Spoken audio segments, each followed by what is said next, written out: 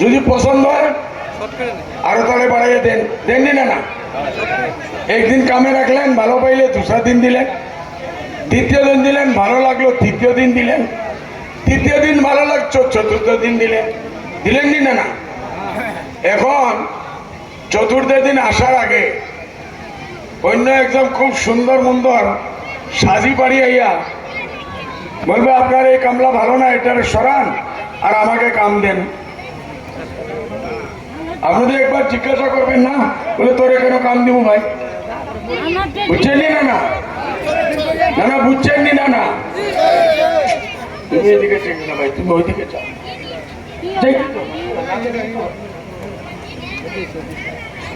বুড়া মানুষ তৈরি না দেখলেই তো। এই নতুন যে কামলা আপনি জিজ্ঞাসা করবেন, আচ্ছা আমার পুরানা কামরাই ঠিক আছে, এখন তুই বলতেছ তোরে চাকরি দিতে লাগে, তুই কি করতে পারবে বল? জিজ্ঞাসা করবেন না? এইরকম কোন কাম যেটা আগের কামলাকে পারছে না তুই করবে? বলে হ্যাঁ। কি করবে?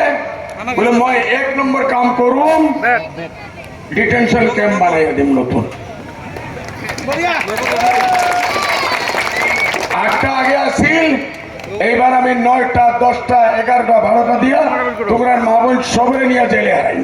এটা হইব আমার 1 নম্বর কাম। বুঝছো না?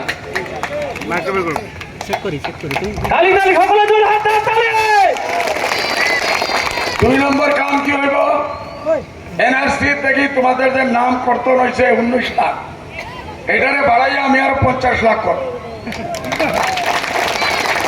আপনারা বলুন মাশাআল্লাহ, তুই তো বড় কাজের লোক রে ভাই, তোরে তো চাকরি দিতেই লাগে, পয়সা দেয় নাই, তুই সেটা জুতা দিতে লাগে তাই। কেন যে সমস্যা নিয়ে আমরা ভুগতেছি, তুই ওই কামে আমরা ডিটেনশন ক্যাম্প বানাইয়া দিবে, এনআরসি বাড়াইয়া দিবে, ডিবুটার বাড়াইয়া দিবে। বলে হ্যাঁ আমি বহুত জলদি দমাদম ডিবুটার বাড়াইয়া দিই। গগৈয়া বানাইছি 5 লাখ, আমি 10 লাখ বাড়াইয়া দিই। আপনারা পাওয়ার স্যান্ডেল খুলিয়া কি করবেন? পাওয়ার স্যান্ডেল খুলিয়া দে জুতা, দে জুতা, দে জুতা দিবেন না? দিবেন না? বাদুর ভাই দিবেন না? মিজানুর জুতা মারবে তো, বেয়া কাম করলে জুতা মারবে, কাম দিবাই না জুতা দিবাই। এখন নতুন নতুন কিছু কামলা আসতেছে। আপনার আর ঘরে ঢুকিয়া ঘরের মাল চুরি করিয়া ডাকাতি করিয়া আপনার আর বিপদে আরো বাড়াইয়া এরা আপনারা কাম দেওয়ার জন্য আসছে। সামাগুড়ি লুটিয়া উনি শেষ। কালকে দেখলাম উনি পোস্ট দিছে যে ধুবড়ির উন্নয়নের গতিবিধি। আরে তুমি এখানে আইয়া তো একদিন হয়েছে না, ইনশাল্লাহ জিততেও পারবে না, খাপ দেখবে না। তুমি উন্নয়ন, এটা উন্নয়ন কে করছে গত 15 বছর মাঝে? না হুজুরে করছে? বলে হুজুরে করছে, জোর হাত তালে। এই উন্নয়নটা কে করছে? মেডিকেল কলেজ কে আনছে? ফুলবাড়ি ব্রিজ কে আনছে? রেলওয়ে কে আনছে? আমার কি নাম নদী ভাঙ্গার পানির জাহাজের ঘাট কে আনছে? ইউনিভার্সিটি কে আনছে? এগ্রিকালচার ইউনিভার্সিটি কে আনছে?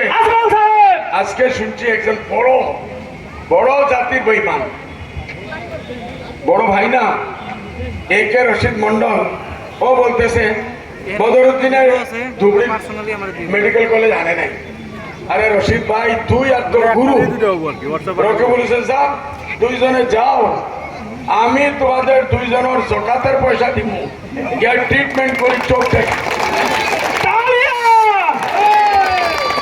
ধুবড়ির মেডিকেল কলেজ একে রশিদ আলম, ধুবড়িতে 1 বছর থেকে মেডিকেল কলেজ চলতেছে, সে কোনোদিন দেখেই নাই। হায় মেরে আল্লাহ, এইরকম চারের মানুষে দিবায় তোমরা আসেই নাই। মিশা মারতে লাগে ভাবে আমার মুসলমান মানুষ সব বুঝাই। আজকালি আমার মানুষ বুঝাই নাকি? আজকালি আমার মানুষ বুঝাই নাকি? না হয় না বলো। আপনারা পূর্ব বুঝে আসতেছে।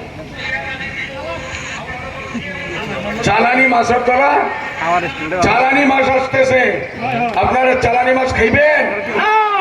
এখানে আমাদের ব্রহ্মপুত্র নদী আছে না ভাই, আমরা তাজা মাছ মারবো। গঙ্গাধর নদী আছে, আমরা মারবো, আমরা খাইবো। পচা মাছ লাগে না সাবাগুড়ি, লাগে না, লাগে না। গঙ্গাধর ব্রিজ আমি আগে প্রথমবারে যখন উনি অনারেবল এমপি হয়েছিলেন তখন পার্লামেন্টের মধ্যে উনি দুইবার করে বলছে পার্লামেন্টে কাঁঠালতলা থেকে তামারহাটে দুই জায়গা সংলগ্ন করার জন্য আশাবাদী আমরা ইনশাল্লাহ চতুর্থবারের জন্য আসলে কারণ উনি এই ব্রিজ করে যেহেতু দুপুরি ফুলবারে যদি করতে পারছে এটা ছোট ব্রিজ ইনশাল্লাহ করবে। আমাদের দাবি থাকবে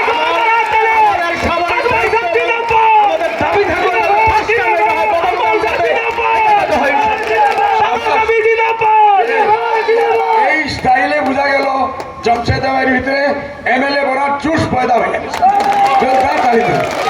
আগে মাত্র মহিলার মতো, এখন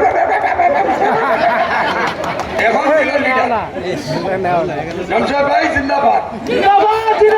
সময় নাই, এই জায়গাতে আজকে 10 দিন না 15 দিন আগে রকিবুল হোসেন সাহেব মিটিং করছে, মাত্র 20-2200 মানুষ দেখছেন আপনারা, লাইনে 3000 বেশ থেকে বেশ কুর্সি খালি।